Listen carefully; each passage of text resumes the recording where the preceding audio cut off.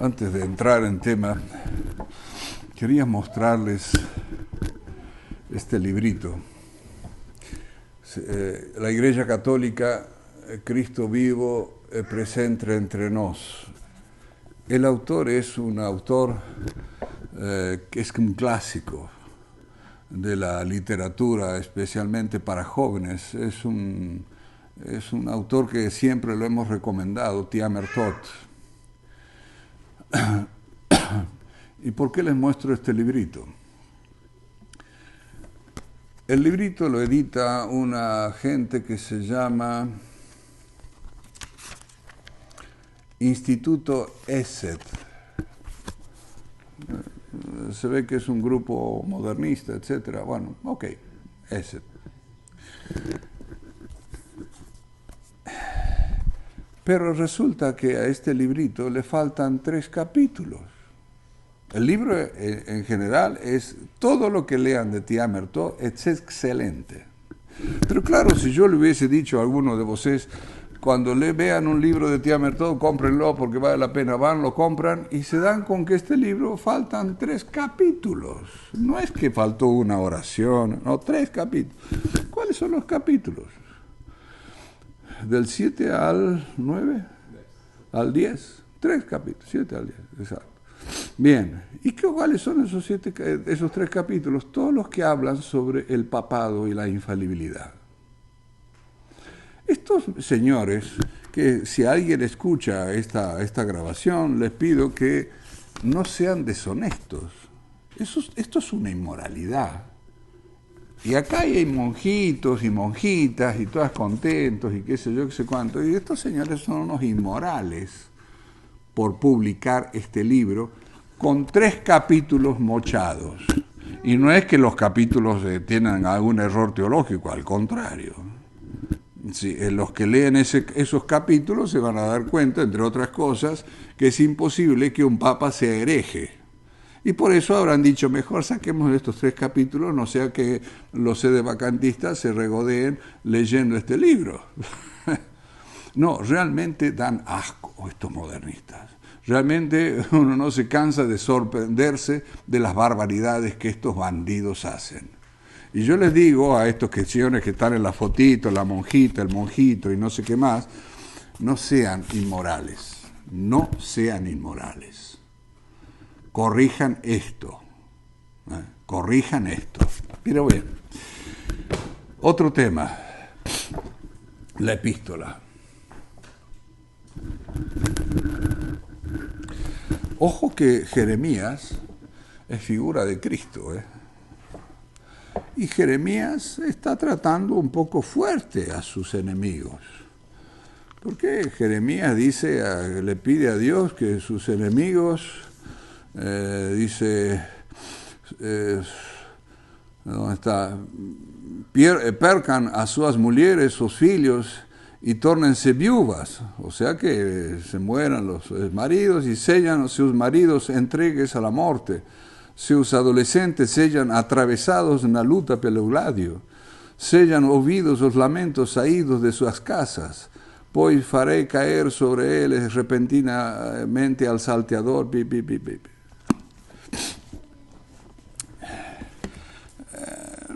¿No se pasó un poquito de rosca el querido Jeremías? ¿Qué falta de caridad? Hoy alguien escribió en los grupos, en el grupo de acá de la misión, mi querida amiga que está en Paraguay, escribió algo haciendo un comentario sobre Bergoglio que estaba en la silla de ruedas, en fin. No me pareció nada ofensivo lo que escribió, pero bueno, lo que me pareció ofensivo fue lo que contestó otro miembro del grupo, diciendo que no, que había que rezar y que qué sé yo, que por él y que para conversión de él y papá.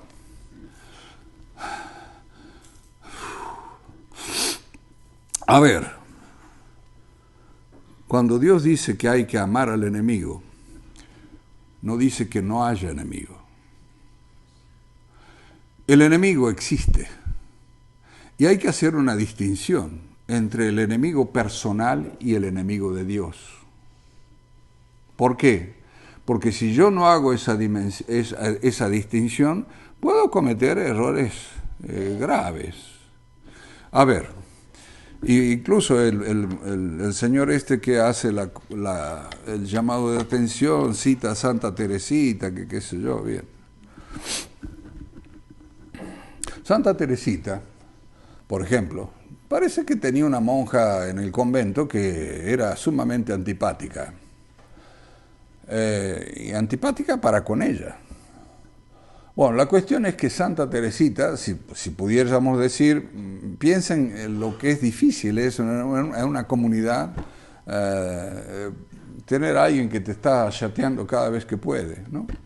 Bueno, Santa Teresita tomó en serio a eso de que hay que amar al enemigo y llegó a amarla tanto a esta freira que incluso algunos pensaban que ya, en fin, era un amor desordenado, porque era una freira que era mayor que ella, una abuela, era una mujer grande, pero que era muy chata. Bueno, era tal el dominio que Santa Teresita se había ejercido sobre su persona, que algunos decían que ya era demasiado afecto que le tenía por la monja. ¿Por qué? Porque, bueno, se había dominado tanto que, bueno, todas las tonterías que le hacía la otra freira, las consideraba como algo que, bueno, venido de Dios y que a ella la santificaba y, bueno, acabó. Pero otra cosa es, entonces, perdón, el enemigo personal, Dios me manda a amar al enemigo. ¿Por qué? Porque el enemigo, de alguna manera, me ayuda a crecer en santidad. Me ayuda a ejercer la paciencia, me ayuda a ejercer, a rezar por él, etcétera, etcétera. Bien, ok, perfecto. Eso es el enemigo personal. Pero cuando yo tengo enemigos de Dios, yo tengo que, ¿qué dice el primer mandamiento? Amar a Dios sobre todas las cosas. Si yo voy a tener una cierta complacencia con los enemigos de Dios, ¿no estoy faltando al primer mandamiento? Pregunto. Lean lo que dice Santo Tomás sobre este tema. Santo Tomás dice, uno puede rezar para que el enemigo de Dios desaparezca del planeta. ¿Por qué?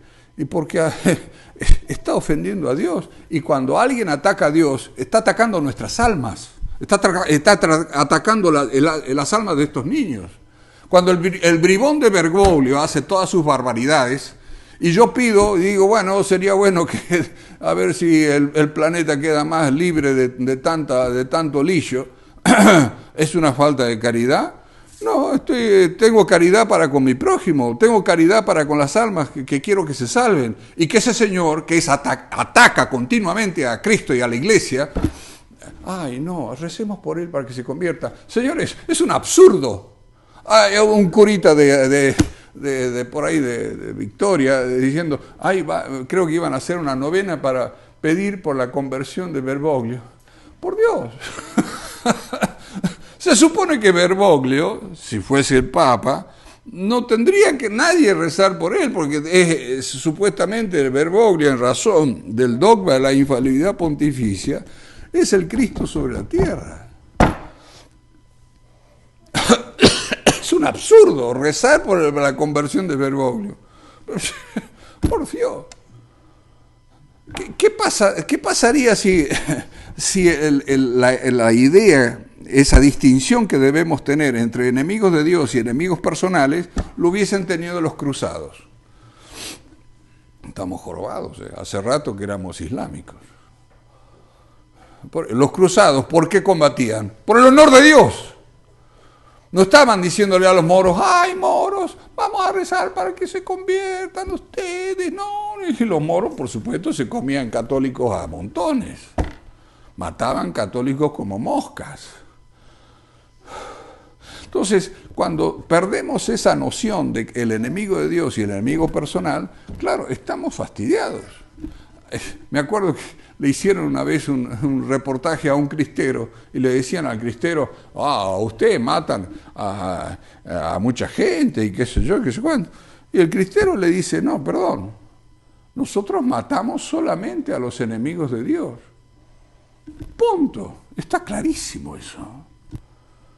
Si vamos a salir incluso a pedirle a los enemigos de Dios, por favor, conviértanse, sean buenos. Por Dios. No hay que... Eso es irreal.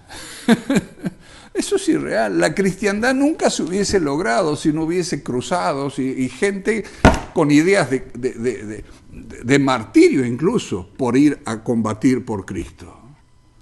Porque cuántas veces fuimos a combatir por Cristo en situaciones totalmente desiguales. Y cuando Dios quiso darnos la victoria, como fue el caso de Lepanto, como fue montones de otros casos, la batalla de las Navas de Tolosa, etc. Bien, otras veces no nos dio la victoria, nos dio el martirio y ganaron el cielo. Pero claro, ese ejemplo de morir por Cristo, eso nos muestra que nuestro Dios no es una señorita mentecata. Ay, no, hay que rezar para que se convierta. No. Hay que rezar para que se conviertan, por supuesto, pero en tanto y en cuanto nos tocan la punta de la nariz, sacamos la espada. No podemos ser imbéciles. Si no, San Bernardo pecó. San Bernardo fue uno de los predicadores que motivó las primeras cruzadas. Entonces San Bernardo no tendría que ser santo.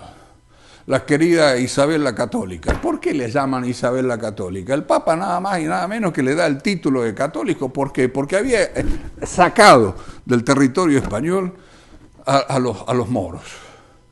Cuando consigue el famoso el 2 de enero del año 1942, la victoria y la toma de la ciudad de Granada.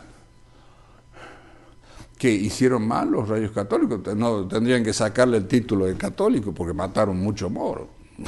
Y sí, en una guerra, si no matas, te matan, no hay otra. Pero los reyes católicos estuvieron prácticamente más de un año de asedio a la ciudad de Granada, hasta que consiguieron rendirla. Y claro, pero para eso tenés que preparar soldados y decirle a los soldados, ¿sabes qué? Vamos a morir por Cristo. Pero si estamos, ay no, pero son nuestros enemigos, recemos por los moritos para que... No seamos maricones, por Dios. O sea, tengamos noción de quién es el enemigo. Y Bergoglio es un enemigo gordo, es un anticristo, no es cualquier enemigo, ojo. ¿Cuántos son los que incluso piensan que es el falso profeta del Apocalipsis? Y yo voy a estar, hay que rezar para que se convierta... Hay que rezar para que nos deje de fastidiar. Hay que rezar para eso. Porque ¿cuántas almas se van al infierno por culpa de ese señor? ¿Cuántas almas se van al infierno porque ese señor se envuelve en banderas LGTB, anda diciendo por ahí que todas las religiones son buenas, que todas llevan a la salvación? O sea, se burla de Cristo. Se burla de Cristo, de su doctrina, de la iglesia verdadera. Y yo, no hay que recemos porque Santa Teresita dice que... No. Santa Teresita, ojo, falaba del enemigo personal. Y ella lo practicó a eso. Pero ella, Santa Teresita, decía que era capaz de ir a morir por Cristo con tal de que un solo pagano se bautice. O sea que Santa Teresita también tenía claro el asunto.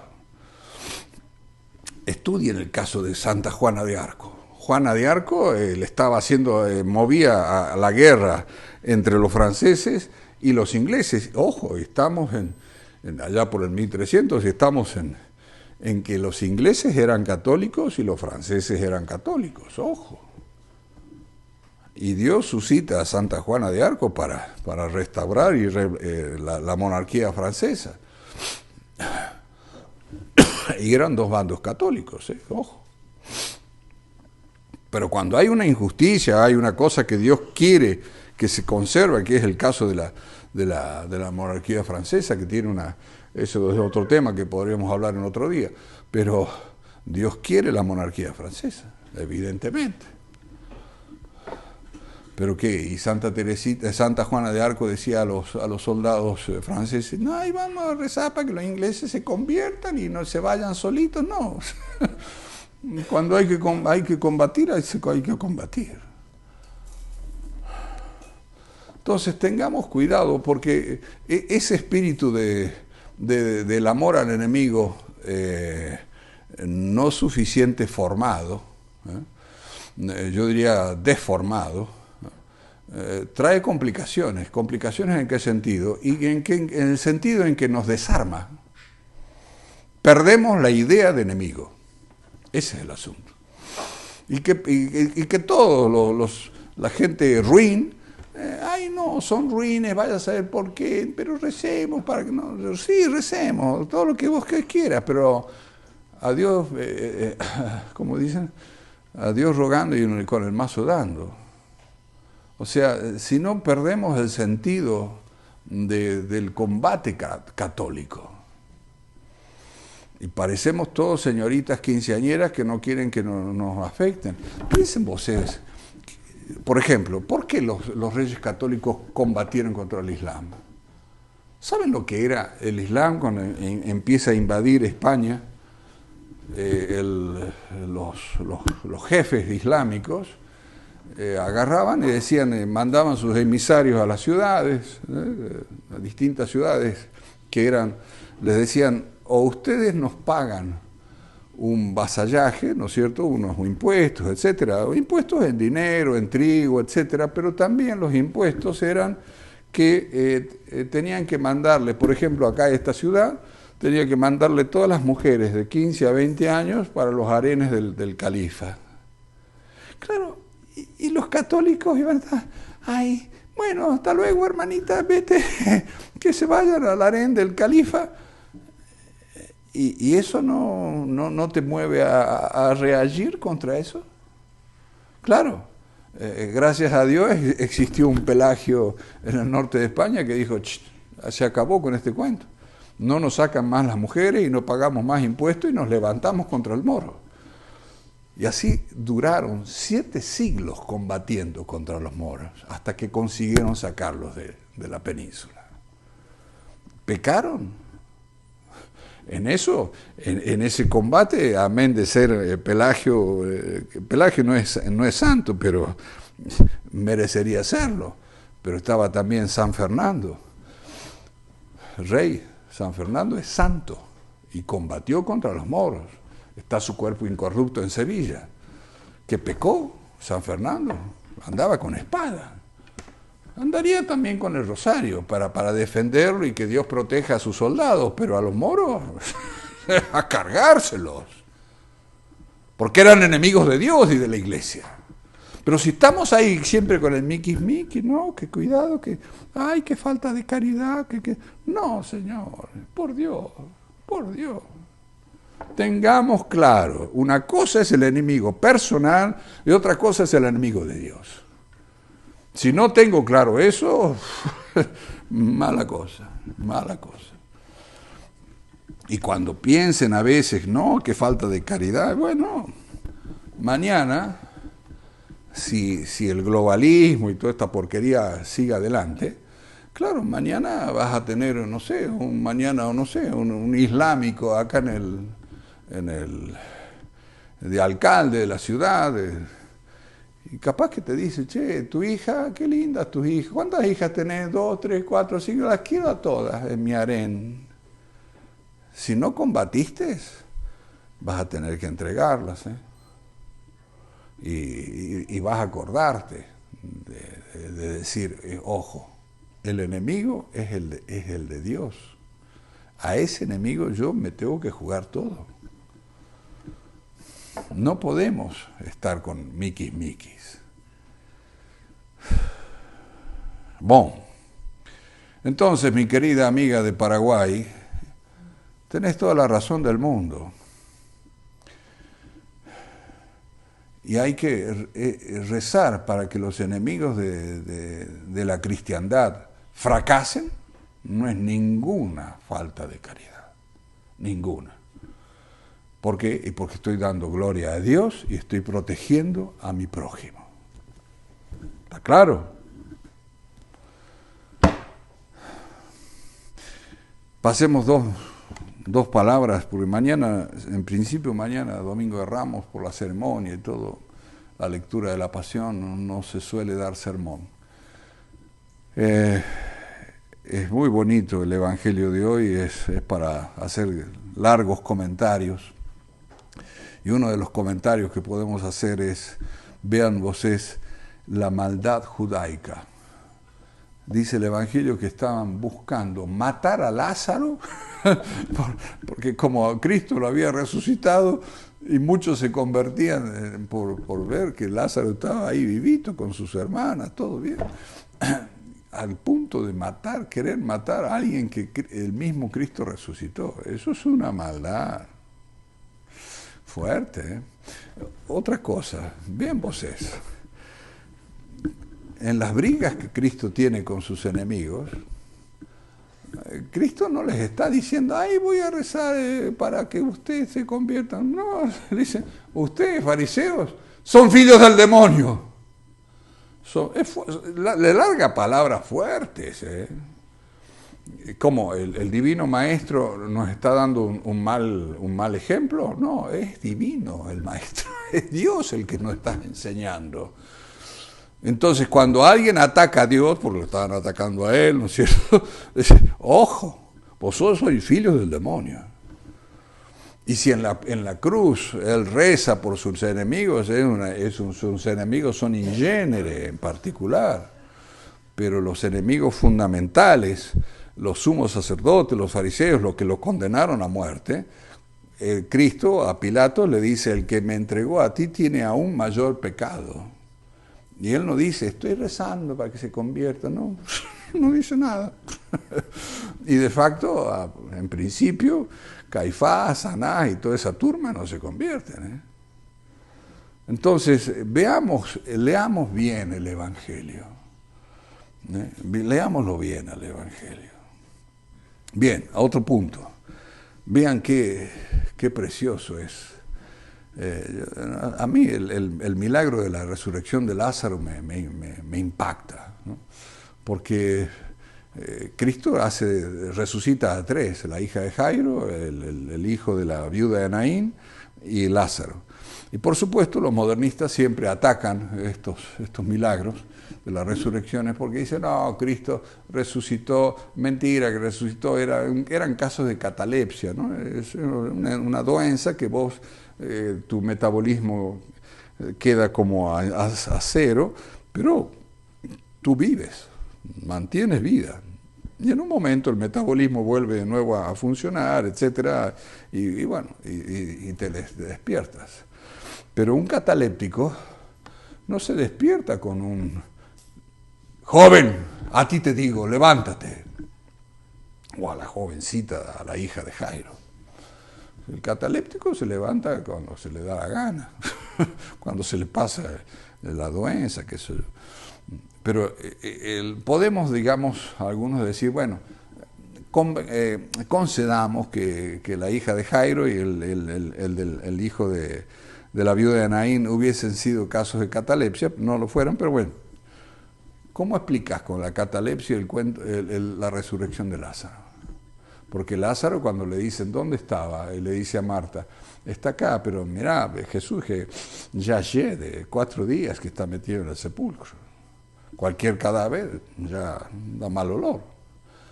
Y Cristo dice, abran, saquen la pedra que hacía de puerta, ¿no?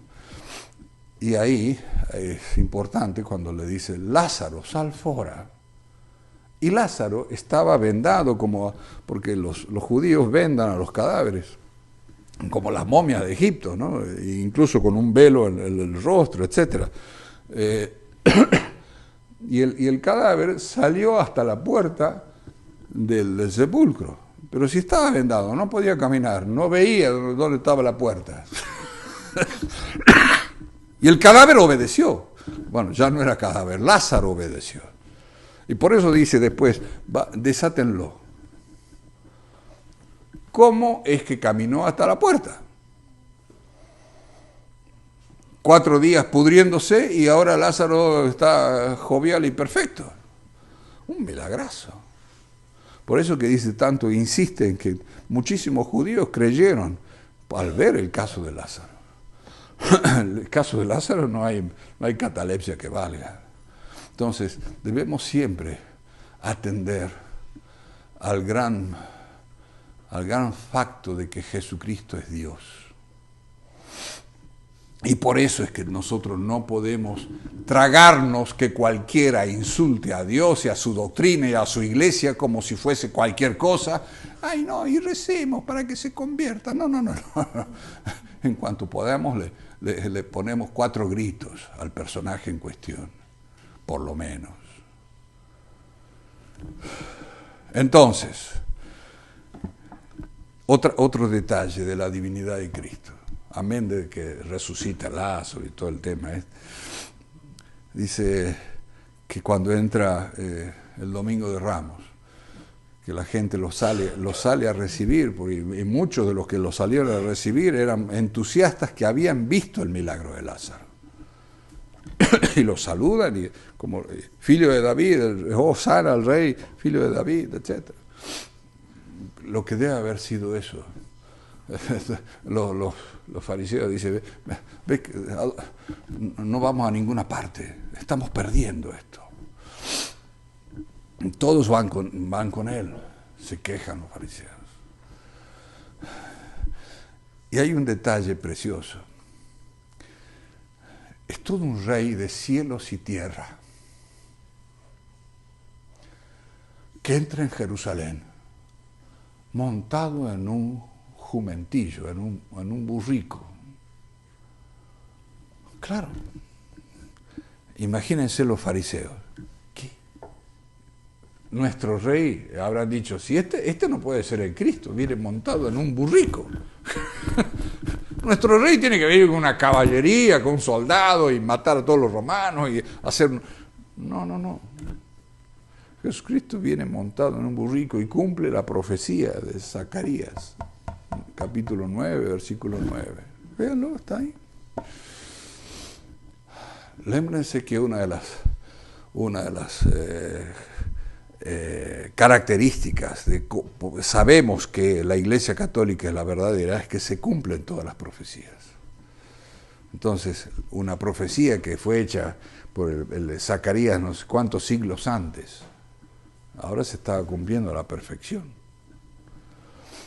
Entonces, eso muestra un elemento más de la divinidad de Cristo.